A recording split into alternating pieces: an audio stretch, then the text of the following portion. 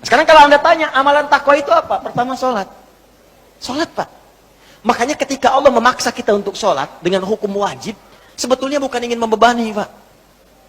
Saya sering sampaikan kalimat ini. Kalau orang paham hikmah sholat, dia akan tunggu dan rindu dengan sholat. Karena tahu setiap menunaikan sholat bukan beban kewajiban, bukan bebannya. Allah nggak butuh dengan ruku Anda. Dan Allah tidak butuh dengan sujud kita. Kita yang butuh dengan sholat kita. Makanya ketika ada orang bertanya, ya Allah kenapa sih mesti sholat? Maka Allah perdengarkan di setiap telinga kita. 24 jam tak berhenti. Ya, telinga bahasa Arabnya udhun. Jamaknya disebut azan. Maka ada azan yang dikumandangkan setiap hari. 5 kali dalam setiap pergantian waktu. Subuh ganti ke siang, zuhur, azan lagi. Ganti ke asar, azan. Ganti ke maghrib, azan. Bahkan mau malam pun masih azan. Diperdengarkan. Yang paling dahsyat, azan tidak pernah dalam waktu bersamaan semuka bumi. Selalu ada perbedaan. Tanah Kusir azan, tiba-tiba Jakarta sana azan. Jakarta selesai masuk Tangerang azan. Tangerang azan sampai ke Serang azan. Serang azan selesai Banten, Pandeglang azan. Terus, ternyata semuka bumi 24 jam azan tidak pernah berhenti. Apa itu azan? Bukan sekedar panggilan. Tapi kalimat yang ingin disampaikan pada setiap orang yang mempunyai telinga dan pendengaran. Azan. Ketika diperdengarkan, ada syahadat. Allahu Akbar, Allahu Akbar. Makanya tidak sedikit ada orang-orang itu, Pak Ibu sekalian, masuk Islam karena dengar azan. Dulu pernah ada orang, cuma nonton dia kuliah tuh, di luar negeri. Ya. Kemudian di flatnya itu, bukan cuma orang Islam. Ada temannya non-Muslim. Yang Muslim ini bagus nih, bisa dibiasakan. Dia terbiasa dengan hal-hal Islami. Bahkan tayangan TV pun dia putar yang channel One itu dari Mekah tentang sholat, baca Quran. Ini bisa kita biasakan. Ke kantor, kalau sedang senggang baca mushaf, baca hadis. Mungkin bagi sebagian orang dengan izin Allah dapat hidayah lewat kebiasaan kita. Begitu sedang membuka tayangan itu, muncullah sedang sholat Isya, tayangan persiapan sholat Isya langsung dari Masjidil Haram. Yang non Muslimnya tiba-tiba datang. Yang Muslim itu cuma iseng nanya begini, kawan, menurut kamu berapa jumlah orang yang ada di masjid itu?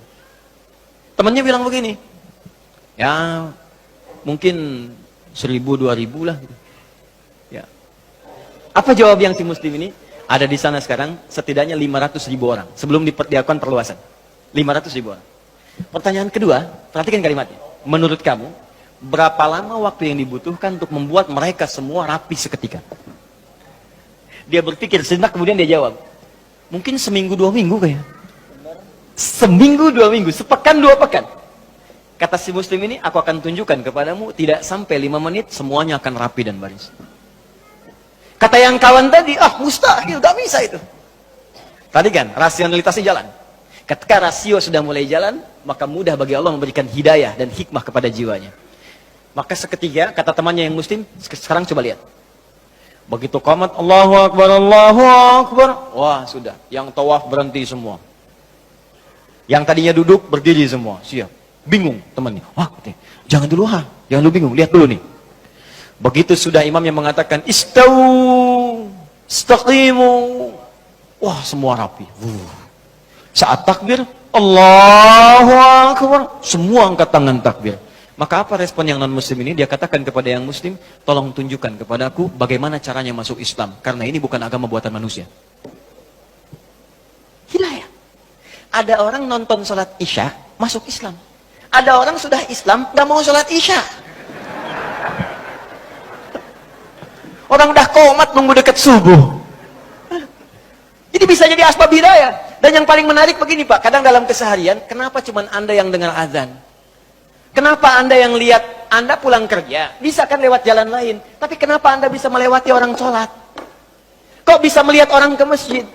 Kok tiba-tiba lewat ke tempat masjid yang sedang azan? Itu kan hidayah.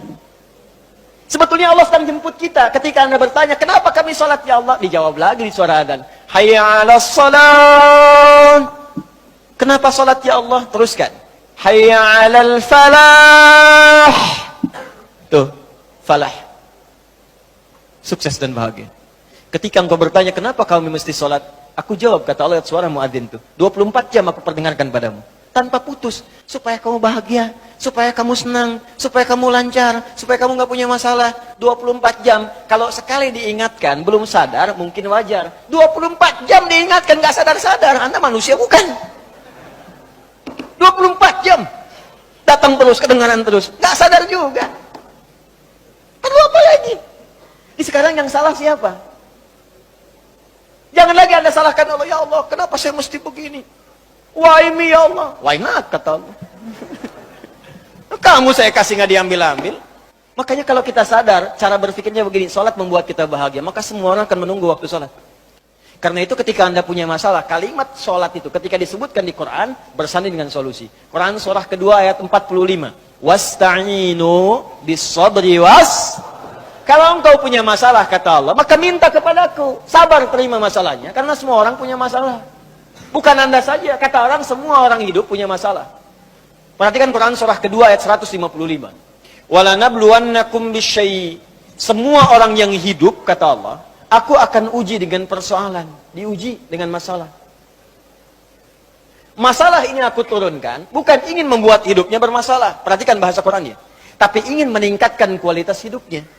Sebab kalau hidup nggak ada ujian, kualitasnya nggak meningkat. Anak SD itu masuk SMP, kalau sudah lewat ujian. Harus diuji, supaya kadar keilmuannya bisa diketahui layak untuk masuk SMP. Kalau nggak ada ujian, nggak ketahuan peningkatan ilmunya. SMP ke SMA ada ujian. Jadi kalau tahap yang sederhana saja ada ujian, apalagi hidup yang begitu kompleks, pasti ada ujian. Di cara berpikirnya jangan salah. Ketika sedang punya masalah, sesungguhnya Allah sedang akan meningkatkan kualitas hidup kita. Semakin tinggi ujian, artinya kita akan semakin meningkat dengan kuat. Karena orang besar itu nggak akan diuji dengan ujian kecil. La yukallifullahu nafsan illa.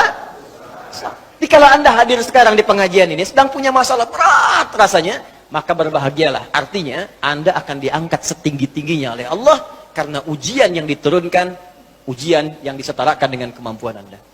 Itu poinnya. Gak ada orang hidup gak punya masalah. Apa dikira Ustadz gak punya masalah? Lebih banyak daripada jemaah. Tuh, masalah antum tuh. Saya jawab juga. Di hidup, bersanding dengan masalah. Persamaan terbaliknya, orang yang tidak ingin punya masalah, artinya tidak ingin hidup. Siapa yang tidak ingin punya masalah? Angkat tangan. Selesai. Nah sekarang, kata Allah, kalau sedang punya masalah, minta kepada saya solusinya. Supaya dipermudah. Lewat apa ya Allah? Wassalah, datang. Kalau Anda masih nggak mau sholat, ditanyakan imannya oleh Allah. Makanya kalimat ini disebutkan sekali lagi untuk menguatkan di ayat 153. Dipanggil kalimat imannya. Seakan-akan begini bahasanya. Kamu ini punya iman apa enggak sih? Kalau nggak punya iman kamu apa? Ya karena nggak ada iman. Sekarang kamu masih mengaku beriman, tapi saya panggil sholat nggak datang. Karena itu di ayat 153, paling kanan sebelah bawah, itu kalimatnya berubah dengan disebutkan kata iman di depannya. Ya ayyuhalladzina amanu. Hei semua orang beriman, mana imanmu? Ista'inu bis-sabri was-shalah. Kalau kalian punya masalah, kata Allah, sekali lagi datang. Lewat sholat minta kepadaku. Makanya kalimat ista'in dirubah menjadi kalimat permintaan, berubah jadi nasta'in. Saya tanya pada Anda, apakah kita mengucapkan kalimat nasta'in dalam setiap sholat? Berapa kali kita ucapkan dalam sehari? 17 kali. Iyyaka na'budu wa iyyaka nasta'in.